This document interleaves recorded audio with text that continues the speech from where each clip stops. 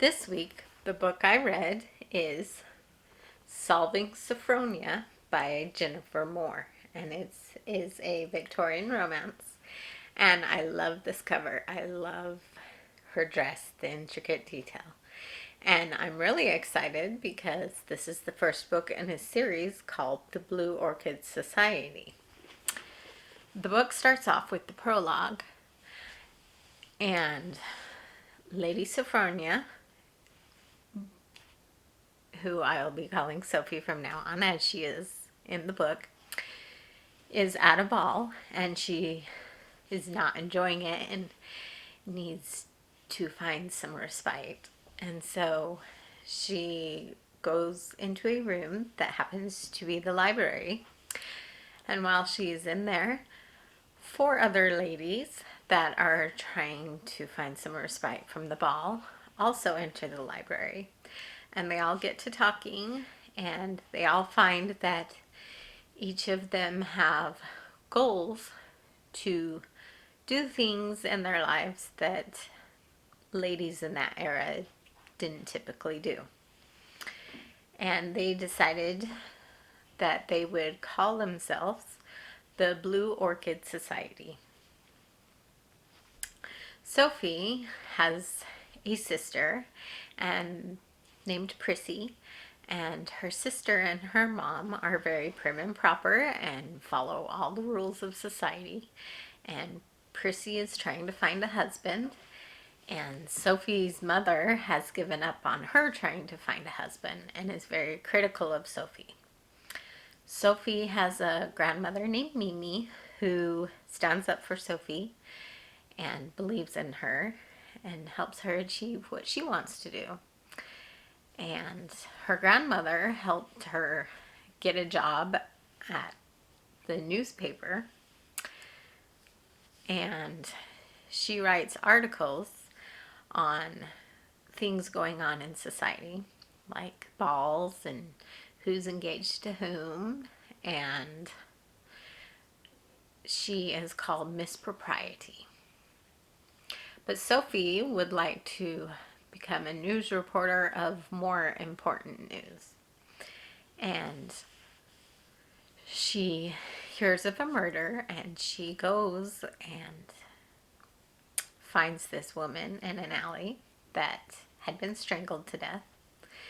And Sophie has an incredible memory for detail.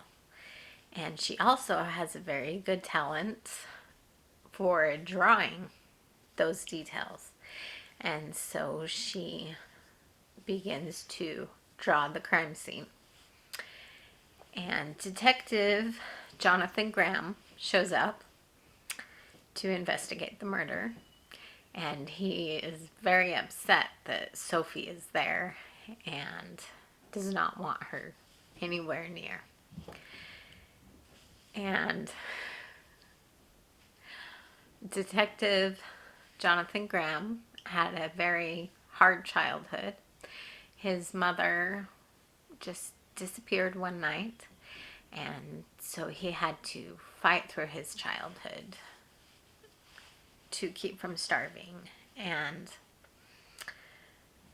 somebody on the police force gave him the chance to be able to join the police force, and that's how he became a detective. And he was very bitter and very against the aristocrats. And so he had trouble coming to terms with why Sophie was there. And he thought that she was just one of the aristocrats that would come to the slums because they thought it was fun, but they really had no compassion or understanding of the people who lived there. Sophie let Detective Jonathan Graham know that the dress that this deceased lady was wearing was not made for her. The sleeves were too short, and the bustle in the back did not quite fit right. And they went their separate ways, and Sophie went to the dressmakers in town and asked about the type and color of the dress and who would have purchased that type of dress. And she was given 3 ladies' names, and she went to talk to each of the 3 ladies, and she found that it was the maid of one of these ladies that had been murdered. Detective Graham was having a hard time finding leads and ended up going to Sophie's house to talk to her. And Sophie says, I know the name of the lady that was murdered. And so she let Detective Jonathan know who it was. And so the detective decided that Sophie could work with him to investigate this murder. And 2 more people ended up also being murdered. And they found out that the murder had happened in a building where lots of social events took place. And the night of the murder, there was a conference for Hunting Lodge. And Sophie was able to get a list of everyone that had attended that conference. And it was several people, and they were very discouraged with how many people were on it that could be suspects or possible witnesses.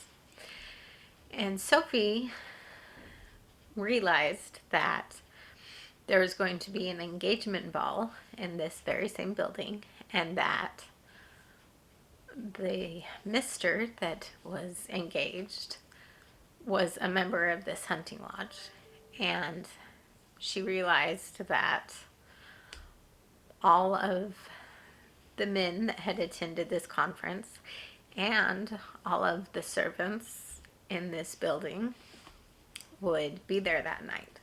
So she suggested to the detective that they go together so that they could interview all of these people. And the detective was not happy about it and said no. And so Sophie went ahead and she asked her 4 friends if they would help her and attend the ball and question all these people.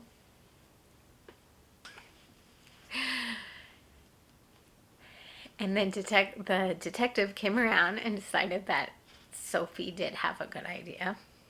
And Sophie came up with a plan that the detective needed to go in disguise because the aristocrats would know that he was not a part of their society.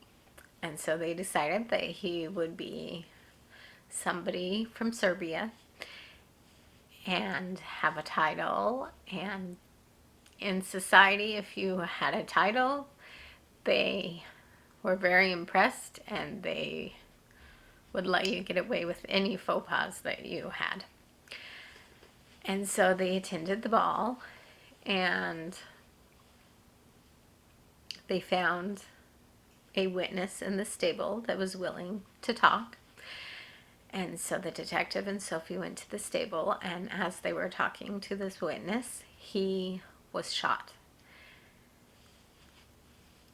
And he was taken away by the doctor, and then they went their separate ways. And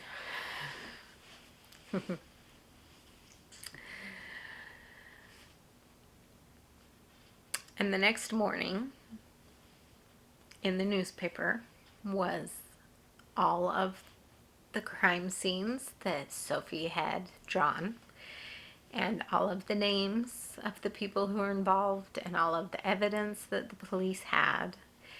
And Sophie's mother and sister and father were outraged with her and couldn't believe that they would ruin her family like this. And the detective was very upset with her, and he felt betrayed that she was in this investigation just to get a sensational story for the newspaper. And the detective had narrowed the suspect down to 4 men. And one of these men came to Sophie's house, and he asked Sophie and her sister Prissy and her grandmother to go on a ride with him. And while they were driving in his carriage, Sophie realized that he was the murderer. And the murderer took them to a empty, burned out workhouse and held them captive. And while they were there, the detective went to Sophie's house, and he had decided that it was one of these 4 men.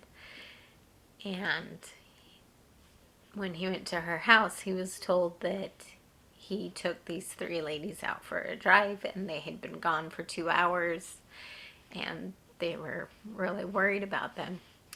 And the detective realized where the murderer had taken them, and so he went and he rescued these ladies. And the detective gave Sophie a chance to tell him what happened, and she told him that while she was turning in one of her Miss Propriety articles, that her boss had stolen the drawings of the crime scenes and had written up the article and published it in the newspaper. And she was so upset that she quit. And in the end, Sophie and the detective got engaged, and Sophie's grandmother gave her the money to produce her own newspaper, and this newspaper would be in close contact with the police, and it would be, the news articles would be on murders and working with the police. And one thing that I really liked about this book was that Sophie had mentioned at one time that she didn't really have any friends because all of the ladies were always in competition with each other, and that she really enjoyed having these 4 women that were friends, genuine friends. And I'm very excited to be able to read her friends' stories and what they do with their lives. And I would definitely recommend reading Solving Sophronia by Jennifer Moore.